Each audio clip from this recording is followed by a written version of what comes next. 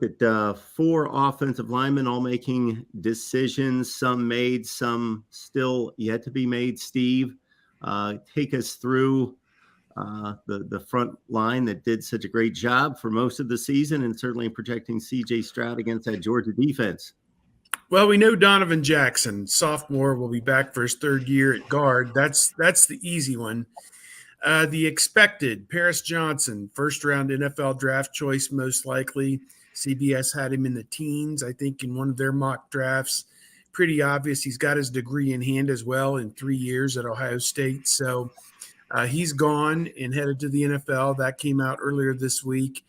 The unexpected, Luke Wypler, had talked before the game, the center, about if he played well against Jalen Carter, then he'd probably contemplate leaving for the NFL. He must have got a good draft grade because yesterday he made the announcement that he is leaving for the NFL. It was late last night, about 9:30 maybe, he made that public. So congratulations to him and best of luck. I can't imagine he's going to go much above the 3rd round. So, maybe 2nd round. I don't know. But, good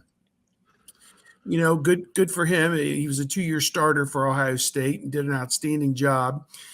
And then heard today that Matthew Jones, who started at guard for the Buckeyes this past year, he had contemplated leaving and even was recognized at the senior day. But he will return. I've lost track if this will be a 5th or a 6th year for him, but he's using his super senior year, 6th year for him.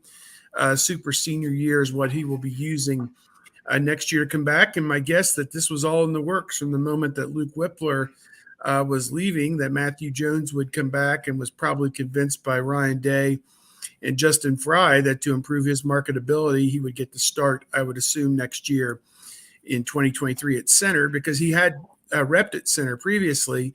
And so it makes perfect sense for him to come back. And now he's able to tell the NFL in a year, I can play any of the 3 interior positions. So, and that should improve his marketability. I can't imagine he would have gone up above the 4th round this year. And maybe he works his way up into a 2nd or 3rd round pick by becoming a center. So those ones we know.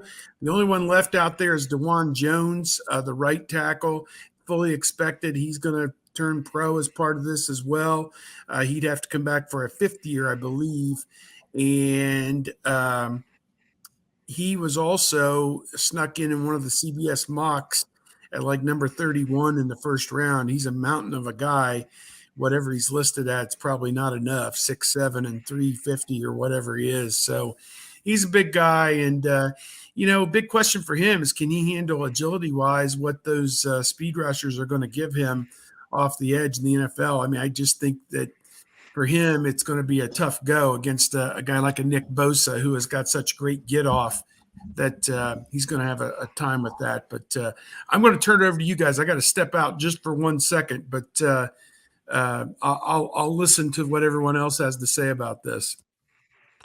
Well, fortunately for DeJuan Jones, struggling against Nick Bosa is not the measure of good or bad as an offensive lineman, because everybody's going to struggle against him. But, he was a guy that basically admitted he was done after the loss to Michigan, because when we talked to them, when Ohio State got announced as a playoff participant, we talked to the players, and he thought his career was done at that point. I wonder if they've been trying to make a play that DeJuan come back and be a left tackle and watch your stock rise even more. But it's difficult to get guys to come back. And with Matt Jones, I think that's significant because it's a lot easier to find a guard than it is a center. And I think you just plug him in a center. And that's basically getting a guy out of the portal or something like that to keep Matt Jones for a 6th year. That's a significant thing. And when Buckeye fans are like, why aren't they getting anybody? Why aren't they adding anybody? This is that. This is getting a guy who wasn't supposed to be back to come back. So this is getting somebody that you weren't expecting to have next year necessarily. And if you can have him healthy all year long, that's even better. This is a guy who was an honorable mention All Big Ten player last year as I think he started like 4 games. It was a part-time player. 2nd team All Big Ten this year. So that is it's a significant return. And I'm not expecting DeJuan Jones back, so they're going to have to find 2 new tackles. And at this point, I don't know where Kevin's thinking, but I'm thinking Donovan Jackson is probably your left tackle at this point. Yeah, and the truth of the matter is that I like Donovan Jackson much more at guard than I do at tackle. So whether or not it's a case of finally having some success in a search for an offensive lineman in the portal, it's been a minute since they've been able to get one, or whatever, I don't know. I mean, Matt Jones coming back is huge in terms of what's going on there, because bringing in a new quarterback, you want to sit there and have the center battle settled. If you're going to have a new center, you want to make sure that they have all offseason to work together. And since there's not a quarterback settled, at least Matt Jones knows that he can work with both Kyle McCord and Devin Brown. So then you've got guys like Josh Fryer, Enoch Vamahi, who certainly are capable of playing guard. I think we've seen a little Enoch on the outside during certain type of drills and things, but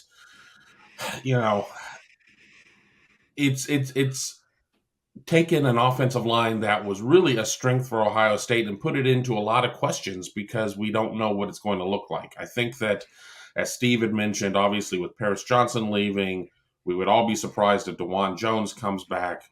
We knew they were going to need 2 new tackles, but we kind of figured, okay, we know what the interior line is going to look like with Jones, and if he comes back, which he is, with Jackson, who has to come back. He's not ready to go.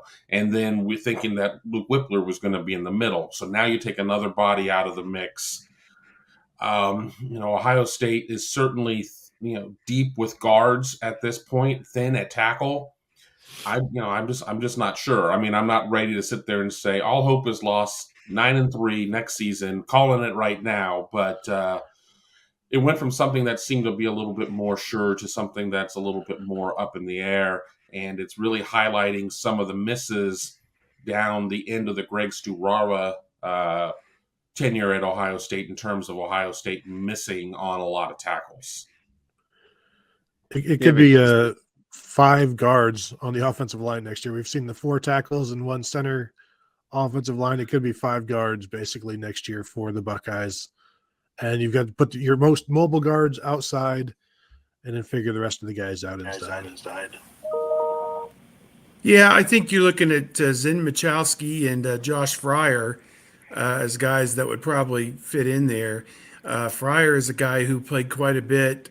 People will notice that he would go in as number 41, which I've joked somebody on the staff must have been a big Tom Seaver fan or something, because when they put the offensive lineman jersey, eligible receiver offensive lineman jersey on somebody the last couple of years, it was Donovan Jackson. Last year was number 41, and then this year it was Josh Fryer was number 41. So that number must be stuck in somebody's heart as the visiting lineman number. But at any rate, that experience is huge. Plus Josh Fryer and Enoch Vamahi split time at guard against Michigan when Matthew Jones was not able to play due to injury.